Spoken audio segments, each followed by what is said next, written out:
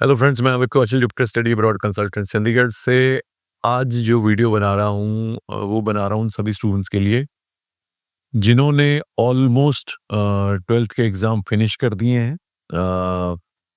I think CBSE board वालों ने तो फिनिश कर दिए हैं, जो पीसीएम वाले हैं, बायो मेडिकल वालों के भी फिनिश हो गए हैं। अगर आर्ट्स और कॉमर्स के चल रहे हैं तो they will be finishing their exams pretty soon. State boards का भी मेरे ख्याल in the middle of examination है और बड़ी जल्दी उनके भी एग्जाम फिनिश हो जाएंगे। So why I am making this video, because I been getting queries plus I been receiving students at my office. मतलब ये कि मुझे कॉल्स आ रही हैं लेटेस्ट स्टूडेंट्स की, और स्टूडेंट्स विजिट भी कर रहे हैं 2025 में जो अपनी प्लस टू पास करेंगे। They are applying for their admission for July intake. तो अभी एक स्टूडेंट बाहर बैठा है, अपने नाना जी के साथ आया है, तो कुछ क्वेश्चंस उनके थे, तो मैंने सोचा कि मैं एक तो ये बता दूं कि now this is the time when you can apply for July intake instead of wasting time here and there. उसके लिए आपको प्रिडिक्टिव मार्कशीट चाहिए। आपका रिजल्ट अभी हमें नहीं चाहिए। आपका 10वीं का, 11वीं का और 12वीं का प्रिडिक्टिव स्कोर अपने स्कूल से मिल जाएगा। आइल्स पीटी नहीं किया, कोई दिक्कत नहीं। आइल्स पीटी के लिए अभी एग्जाम भी बुक नहीं किया, कोई दिक्कत नहीं है। पासपोर्ट बना होना चाहिए, उसका पहला पेज और लास्ट पेज चाहिए। अब जिनकी मैं बात कर रहा हूँ वो नाना जी हैं, उनकी पेंशन की इनकम है और 18 लाख की उनकी एफडी है पोस्ट ऑफिस में। सो वो कह रहे हैं कि उसके अलावा बच्चे की मदर की एफडी है।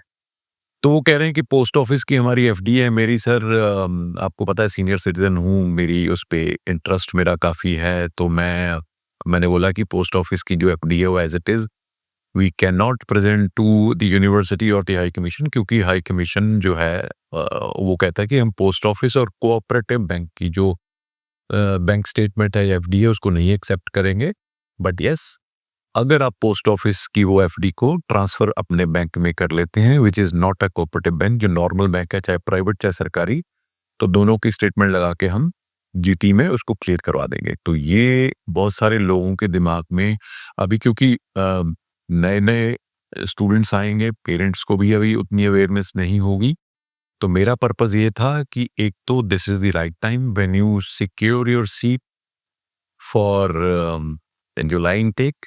दूसरा ये कि अगर इस तरह से फाइनेंशियल्स हैं तो आपको पता कैसे चलेगा। कई बार क्या होता है कि स्टूडेंट हमारे पास आता है तो हम बोलते हैं कि भाई, जैसे 2024 का स्टूडेंट है कि आप इधर-उधर घूम रहे हो, तो अभी व्हेन वी टेल देम कि भाई एक तो जुलाई इनटेक आपके लिए लास्ट इनटेक है, तो ये चीज़ें आपको करनी थी, आपने क्यों नहीं की, आपने 6 महीने ऐसे बर्बाद कर दिए। तो कह रहे हैं जी हमें तो कल एक राजस्थान से स्टूडेंट आया था नागौर से, तो उसने मोहाली में किसी एजेंट को जो कॉलेज की फीस एजेंट के अकाउंट में जमा करवा दी, और कॉलेज मैं नाम नहीं लूँगा, but not a very good college. तो आई डोंट नो, देवर अब नागौर आप देखो कितनी दूर है।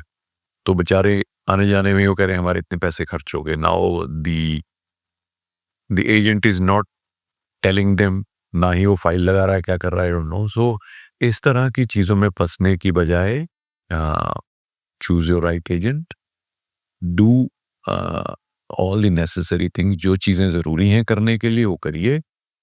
एप्लीकेशन फाइल करिए, secure your seat, in the mean time GT clear करवाइए। फाइनेंशियल्स को लेके कोई डाउट है, we are there to assist our students. Of course देखिए, अब अगर आप कहो कि आप कहीं और हो, आपने फाइल कहीं और से लगाई है, आपकी फाइल को लेके निटी-ग्रिटी मैं आपको नहीं बता पाऊंगा। जनरली जो वीडियो अवेलेबल है फाइनेंशियल्स को लेके वो आपका रेफरेंस पॉइंट होगा।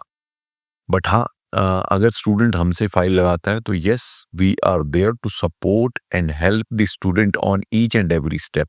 This is I think a fair deal. तो खैर, उसके अलावा बहुत सारी चीज़ें मैंने जो है नॉलेज के लिए अपने इस चैनल में बना के रखी हुई हैं। फंड्स कैसे होते हैं, क्या क्या चीज़ें करनी होती हैं, फाइनेंशियल्स में क्या क्या कितने फंड दिखाने होते हैं, सारा कुछ इसमें अवेलेबल है। तो आप उसको एज अ रेफरेंस पॉइंट लेके देख सकते हैं। तो point is, exams are over, now it's time to set to a journey to Australia or any other country of our liking. Thank you so much.